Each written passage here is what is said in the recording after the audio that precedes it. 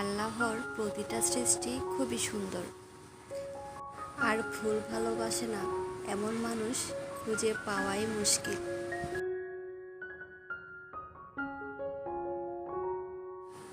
এই যে আমি এখন যে ফুলটা বানাচ্ছি, এটা আমার খুবই পছন্দের একটা ফুল, বলতে গেলে আমার একমাত্র প্রিয় ফুল।